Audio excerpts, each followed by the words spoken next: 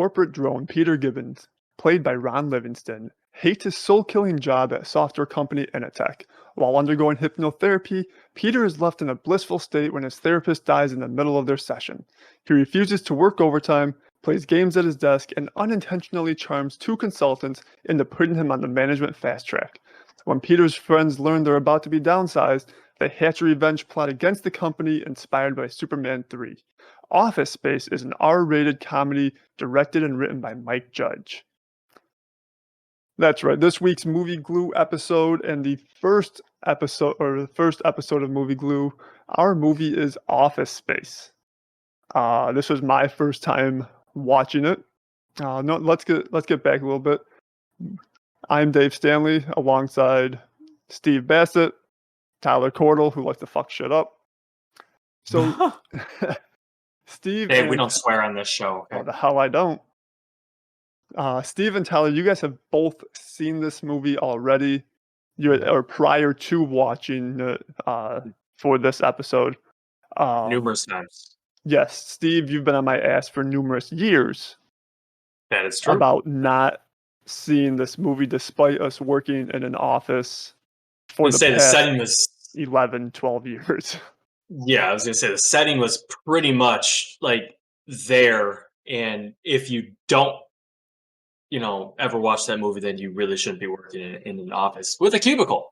Right, right. And I noticed real quick that that movie does, in the sense of like mental feelings within an office, that movie does hit pretty close to home. Yeah, I've noticed it's that. Pretty damn I noticed good. that pretty quick. See, that's where I can't relate because I've never had like that kind of an office job, so I really don't know that whole cubicle setting. But like watching that movie, especially now that I'm an adult and I know, because I remember watching it when I was a kid, but watching it now as an adult and I know the workplace and I know that kind of environment. Fuck, working in a cubicle, I'm good. I don't need it, man. Just seeing what those guys go through and just like I would say that the office life isn't nearly as bad as that paints it. Oh, well, yeah. Keep in mind that movie was made back in like 98, 99. Yeah. Things have changed a lot. Like we have easy access to music and headphones and stuff like that on our phones now. So yeah. But I don't want to get quite so humdrum. Yeah. Right. I don't want to get too deep into office life in general. I want to get into our reviews. So I'm going to hold off on mine. I'm going to let you guys give your reviews first. I know Steve's been aching to find out what I think of this movie. So I'll go first. So fair enough. It's a great movie. Great movie. Todd. That's it. That's what we're going with. It hits home to me. It's a great, funny ass movie. I'm always looking for something with comedy, with humor. Great actors, actresses, just the whole 9 yards for me. Like the movie just nails it. I think it's like I said, I've seen it numerous times, probably 10 or more times, and it doesn't get old, doesn't get boring. I laugh every time, and like Dave has said, he and I can relate, so that does actually make it a little more of a bond for me. But so I mean, Dave, in terms of what I wrote down note-wise, do we want to touch on that later on? No, you go into it, man. Let me know what you got there. Okay, so you want to know something? Since obviously I now know you, Dave, and everything with Office Space. Right off the bat when Michael Bolton is singing "Damn, it feels good to be a gangster." Yeah. Right off the bat, I wrote down my very first note here. I says Michael Bolton reminds me of D-Stan. So and then in parentheses, Fate Hard. So I'm gonna throw this out there. I wrote the same shit. And on top of that, Samir, that is absolutely Steve driving to work. Absolutely, all that anger. Super angry. All that anger, man. So yeah, I was right there with you on that sense, Steve. Like I was like, oh fuck, that's me and Steve right there. Golly. Yep. Yep. So loved it. Just That was man. that I was mean, I that was one of the few notes I actually wrote down. It's like, oh shit. That's actually funny because I see myself more as the Ron Livingston, just trying to get through it and just gritting my I teeth could the see whole way that. through and just I getting could see that. annoyed, like not actually saying anything, but just sitting there like, fuck. Yeah, I'm definitely Samir. So yeah. I mean, dude, there we go. We are those three. We are Office Space. And then even on that end, like Michael Bolton, he's a technologically advanced kind of person. He's the one who ends up writing the virus or whatever. Yep. But And screws it up by missing like a decimal point or something One like decimal that. point. right, but just like that's definitely me. I'm the one who would be the tech savvy one, and And so then yeah, turn out to fuck everything up in the end. yeah, exactly. Yeah. Actually, I fix all of your guys' fuck ups. So true. I don't want It's to true. hear it. Don't toot Yeah. your own horn too hard there. Yeah, So, Steve, what else do you got, Steve? Oh, I mean, in terms of notes, I mean, what I found kind of funny was Tom Sigalski, the guy who ends up getting the hit Yeah. and gets a 7-figure settlement. The guy also created the jump to conclusions, Matt, which I found to be hilarious as shit. Brings up, oh yeah, great ideas. You gotta have a great idea. The pet rock. You think the pet rock's a great idea? Sure, I do. It's a big thing. It's like, no, pet rock, that's the stupidest thing in the world. So Right. Tom Sigalski cracks me the hell up. Love that guy. It's Tom Smikowski. Tom Mikowski. Okay. Smikowski. Smikowski. And he's played by Richard Reel. But I like that guy. He's funny. Yeah, he was and pretty his funny. his character I thought was pretty good. And just the jump to conclusions, Matt, that's something that's always stuck with me, even from the very first time I saw that movie. It's the funniest thing. And I just love Michael Bolton and Samir's reaction right when he tells him that in the cubicles there. What do you think? And Michael Bolton, that's the stupidest idea I've ever heard. And Samir's like, yes, that is very stupid. It's like, fuck. And then he's just like, I gotta go, guys. It's like, yeah, you feel bad for the guy, man. Give him some respect. Come on. Steve would like to jump to conclusions, Matt. He would, yeah. He's quick to jump to conclusions over there. I don't know what you're talking about. Another thing that I wrote down. I mean, I don't think it's fair for me to go through everything. So, but one more thing that I really kind of wanted to touch on was the Lawrence. Boy, I love that guy. He's so funny. I think he was my favorite part of the movie, actually. Lawrence, what would you do if you had $1 million? I'll tell you what I'd do if I had $1 million. 2 chicks at the same time. Yeah. I mean, that's just Diedrich Bader, who plays Lawrence. Like, that's just a funny actor in general. Yes, he is. He was in the Drew Carey show. I believe he was in some of the Whose Line Is It Anyway? That guy's he's just a good actor. Funny dude. I like him. Funny dude. He is. He's very funny. Dude. I love the whole, like, gritty, like, rugged, like, mustache, like, handlebar mustache thing going on. Handlebar mustache, the mullet that he's got going on, the fact that he's a construction worker. Peter, turn it to Channel 9. Lawrence, I'm sorry, I thought you liked that kind of thing. Yeah. I think it's so funny because when I was watching the movie, so especially like I said, now that we're older, these like they just stick with you differently. Lawrence reminds me of, like, if they remade that movie today, it'd be Danny McBride. 1000%. Yes. It would 100% be Danny McBride. It would be the only actor that would work for that role. And that'd be my favorite character. I was sitting there watching it and I was like, God, this would be so good if it was Danny McBride. Like, not that it's not good, but I mean, like, just the way that man portrays that kind of character, it would have worked so well. But it's still, Lawrence is one of my favorite parts of the whole movie. So I'm going to end mine there because I really want to, I don't want to eat up a whole lot of time. I really want Tyler to get to it so we can get to Dave and then we can go over any more questions, notes. I mean, I have half a page of notes still, so I don't want to hog the show. So what about you, Tyler? So I grew up watching this movie. I remember watching it when I was probably like 12 or 13. Which obviously that movie does not stick well with a 12 or 13-year-old the first time they watch it. They have no idea about work life or anything like that. So this movie just is like completely out of left field. But I remember thinking it was hilarious. Yeah, And it's at that point it's all about like comedy and stuff. If it retains, any of that comedic stuff retains to you. Yeah. Exactly. And so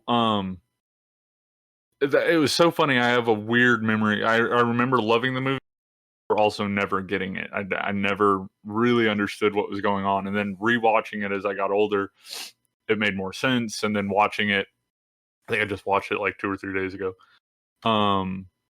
And I loved it. I mean, I really did. It's so cool because you can pull so many different things from a movie throughout time, especially like movies like this old, which I hate saying this old because it's really only what? It's 21 years, 22 years. Holy hell, yeah, it is 22 years ago. Golly. But still. Anyways, great movie. I do not, so I'll be the one to throw in a bad about the movie. I don't think that this movie would stand against today's comedy. If you threw this same movie, same exact actors, same comedy, same everything, I do not think it would land with the vast majority of comedy movie watchers. I think if this movie came out today, it would fail. And that sucks because it is such a great movie. But for the time that it came out in, it was perfect. And I think that it really captured the whole, far right version of that kind of work life. I think you're right. I think it does. I think for the time it came out, and it definitely captured the modern day or that modern day office life. Just I'm trying to think of the right word for it, but just like the whole blandness of what they're going through. Their life is extremely boring. What they're doing is monotony. Not fun you're looking for? all. Yeah, monotonous. Yeah, the monotonous work life. You don't find the high-walled cubicles and offices really anymore. Even exactly. We still had them at our office. Those weren't high-walled. I mean, when we first moved into that office, they were. Yeah. Oh yeah, I would like compare what they were showing like in the in Office Space. Those were high walls. I remember my mom used to work in a cubicle, and those were high walls to where like you couldn't stand up and see over the wall. Granted, I'm almost 6.5 feet tall. I could sit at my desk and still see over the walls when I was working in the office. So our office was a lot more inviting to communication over office walls. Yeah, that's what the New York Times, though, I think. Right. Too. I was gonna say, yeah, Google freaking destroyed office work for the most part. They made it to where like everybody had to follow suit, that you have to have that communication, you have to have that kind of stuff. So work life has definitely changed since then. But as far as like acting and stuff is concerned, Ron Livingston, I've seen him in so many other things, and I love him in everything he's ever been in. He's got a really cool way of delivering his comedy. It's almost like you have specific actors that deliver a certain type of comedy really, really well. Like Ryan Reynolds, you really get that sarcastic, ridiculous, just total asshole in your face comedy. Whereas like you go over to say Robin Williams and stuff like that, it's really out there, off the wall kind of comedy. He's just got Ron Livingston has a real dry comedy, but he delivers it so well. And that, if I'm going to say what kind of comedy this is, it's dry as hell. It just feels like it's not forced. It's not meant for, the big laughs or anything like that. It's just meant to be thrown out there. And if you find it funny, it's funny. But if you don't find it funny, then, whatever, the joke just didn't land for you. Mm-hmm. But that's the way I always, remember this movie, is that it's either the jokes are going to land or they're not. And whether or not you think this is a hilarious movie is up to you. And I just think that it's cool the way that Mike Judge can do that with a lot of his movies and TV shows and stuff like that. He's a great director. Mike Judge is great. He's done some really good work in the past. Yeah, I mean, you got Beavis and Butthead, Daria, I believe King of the Hill. Like he's done tons of great animated comedies, I'd say. I can't name movies and stuff too. I know he has. I can't name any other like live action movie that he's done. I'd have to IMDb it or something. Yeah, I was gonna say I don't know it off the top of my head. Right. I mean, 90s animated comedy though, like he was the king. Yeah. Oh, so the Hill, maybe? Yeah, King of the Hill. I gotta say, if I'm gonna choose my favorite character, it's Milton all day long. Milton, he's just, it's so bad that like he turns out to be your favorite character because he's just so against everything. Like everybody is just like completely bashing him the entire time, and he's just stuttering and awkward and weird. But like you're like, dude, give this guy a break. And then by the end of the movie, you're like, oh, okay, so this is where they're going with it. And then he kept saying it. He kept saying it. I compared it to Hope you know. Yeah, and I was just like, dude, it's gonna happen. Okay. He's gonna snap. People are pushing him, and then you get to the end of the movie and he burns the place to the ground. But spoilers, by the way. But anyways, 22 this movie came out in '99. Yeah, if you haven't seen it, just go watch it. But if you haven't seen it, Dave just recently saw it. Yeah, exactly. Yeah, but yeah, dude, Milton, weirdly enough, oddly, has always turned out to be my favorite character of the whole movie, just because he's just so weird, man. And it just that comedy, his stuttering awkwardness, and he plays that in every movie he's in. Not Drew, huh? Drew wasn't your favorite character? No. Get out of here. Oh. I do. That was hilarious. But I do. So if I'm going to pick a second, it's John C. McGinley. But that's just because I have so much respect for that man. He is such a great actor in everything I've ever seen him in. So I have to pay props to John C. He does a good job in all of his movies. Right. Okay. I'm gonna cut you off now just because we are starting to get a little bit long. So kind of harping on what you had already said about I said something about it being kind of like outdated in terms of like there's a not the funniest movie kind of thing.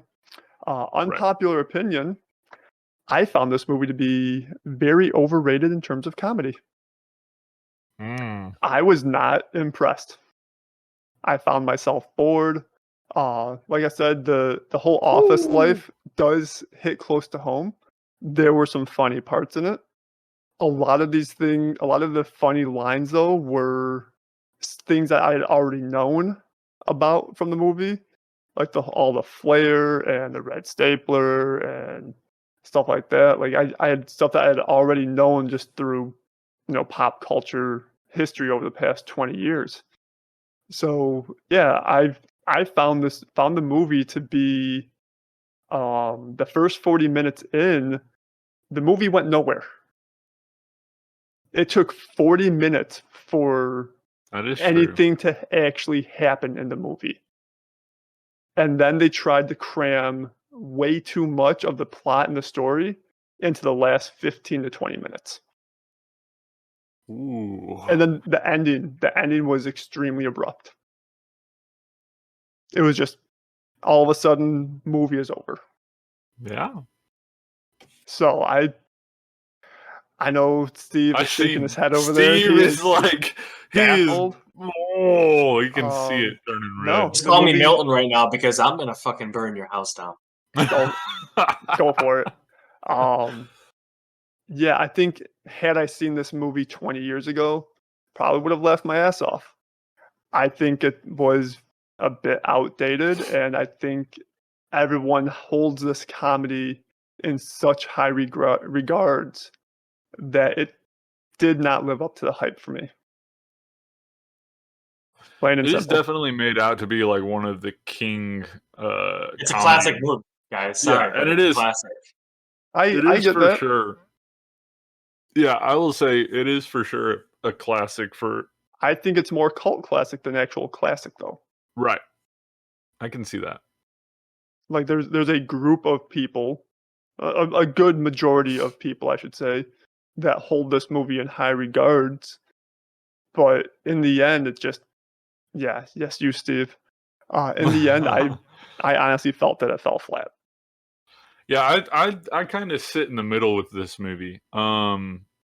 I see the problems with it because I like movies. Real quick. Go ahead. For everybody watching, this was not done intentionally. We are not trying to have one no. in favor, one against it, one in the middle. No. This is I had totally no just idea what happening. Dave's reaction, no idea what Tyler's reaction. All I know is that I love the movie, think it's funny as shit. We intentionally have not we've had this shared our plan. reviews. Yeah, we have not shared our reviews with we haven't even really talked about the movie outside of Dave knows I like it. Dave knows I like it just because I harassed him for the last 10 years about it. We have kept our mouths shut to each other on this movie and have been waiting for this moment to discuss it. So this is all pure reactions to each other's reactions. Yeah. One thing I will say about the movie, there was a scene where he knocked down his cubicle wall so he could have a window seat. Yeah. Being at the company that I am with for 11 plus years, still never got a window seat. I felt the pain. So I get that. So let's get into a few other notes of actors in here. We didn't even touch on. So we already talked about Ron Livingston. Another one that everyone's pretty familiar with in this movie, Jennifer Aniston, plays Joanna. Who's she? Shut up, Steve. Shut up, Steve. Yeah, and her role in the movie was actually a lot smaller than I was expecting it to be. Yeah. She doesn't have a ton of screen time. She's got good screen time, but just not a ton compared to everybody else. Yeah. Let's see. So David Herman played Michael Bolton. AJ Naidoo played Samir. Diedrich Bader played Lawrence. What's Samir's last name, Dave? I'm not getting into that. IMDb. I can't even do it, and I've seen IMDb doesn't even have the last name listed. Not good. Not gonna work here. Not gonna work here anymore. Not gonna work here anymore. Let's see. Stephen Root played Milton. Gary Cole, we didn't really touch on him at all. Played Bill Lumber. Gary Cole. Gary Cole's a great actor. Yeah. I'm Richard gonna Reel need you to touch on him more often. Richard Reel plays Tom Smikowski. John C. McGinley plays Bob Slidell. Paul Wilson plays Bob Porter. And one actor in here that I did not even know anything about him being in it, and it's just a small role. Orlando Jones plays Steve. Yeah. Was not expecting to see Orlando Jones. He's playing me? Yeah, he plays you. Shut up, Steve. Black man went whiteface and played Steve. Yes. Magazine subscriptions. I am a past crack addict, and it's all right. Listen, guys, it's all an act. I'm just trying to sell magazine subscriptions. I'm a laid off software engineer. Right. From Penetrode. All right. Rotten Tomatoes. Their tomato meter gives us an 80%, so it's fresh.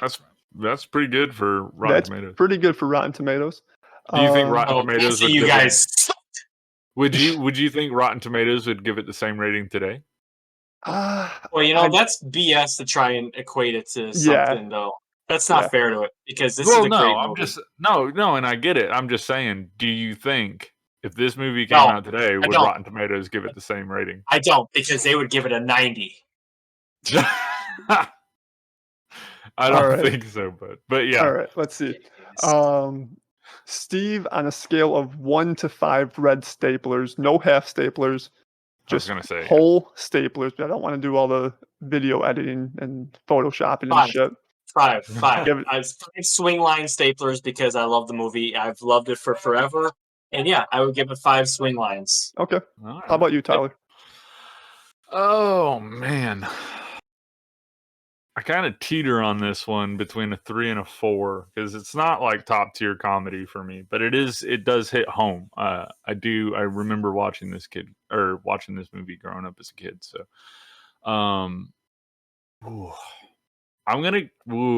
Steve's gonna hate me. I'm gonna go with a 3.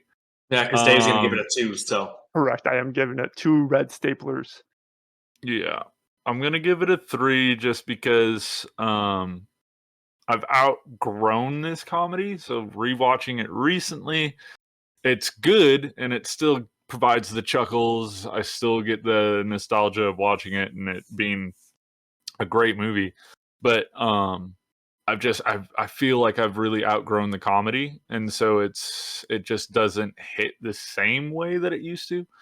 So yeah, I'm gonna go with 3. Still a good movie, but not my top one. Yep. Yeah. And like Steve predicted, I'm going to give it 2 red staplers. Would I watch it again? Probably. Would I go out to seek watching it again? Very unlikely. And then one more rating I want to do with you guys, and we'll start with Steve Okay. again. 1 to 5 pieces of flair. Would you watch again? Oh, I like it. Yeah. Well, I mean, he's obviously I've watched fine. it more than a dozen or more than 10 times. So you yeah. own the DVD, so that makes sense. I do. Yeah. Right. I'll go with a 2 on the pieces of flair. I like you said, I'm not gonna go out of my way to watch it. It's something that if I caught it on TV or something like that, which who uses TV anymore? Right. Everybody just uses streaming services. I am right there with you on the 2 pieces of flair. It's a channel surfing late at night at a hotel because you're out of town, and it just happens to be on. Sure. And I'll watch it for the laughs. I'll watch it for the laughs. I'll watch it. It's good for the chuckles. Yeah. Yep.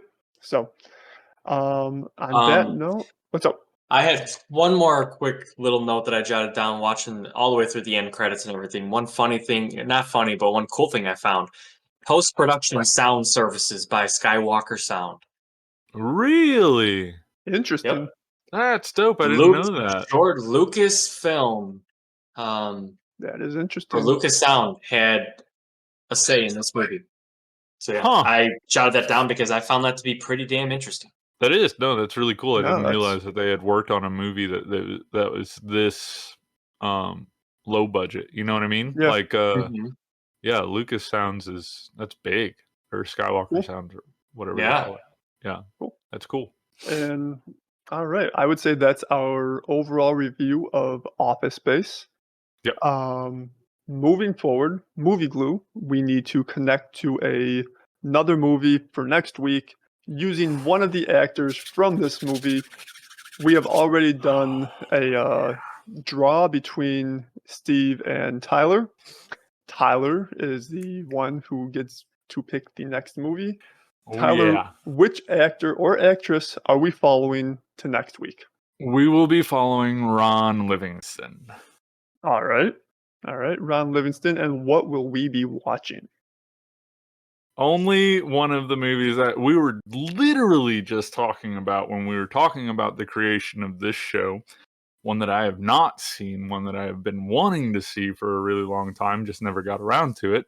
I found it on HBO Max, so that's good for you guys. If you guys need HBO Max logins or anything like that, just let me know. You can watch it for free.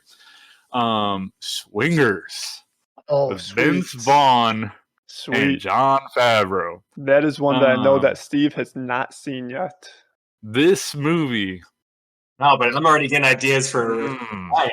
Steve's got a nice setup for the following week. That's for sure. I'll tell you what, man. Like, I had no expectations going into that movie. I watched it the other night. Holy shit! All right, is that one of the coolest movies? But yeah, we'll save it for next week. Save that for next week. Oh, yeah. As usual, you can follow us on Facebook and on Twitter at That's Downtime. Be sure to rate, like, and subscribe on YouTube and any podcast services. And we will see you guys at the movies next week. Bye. Yes. Bye, guys.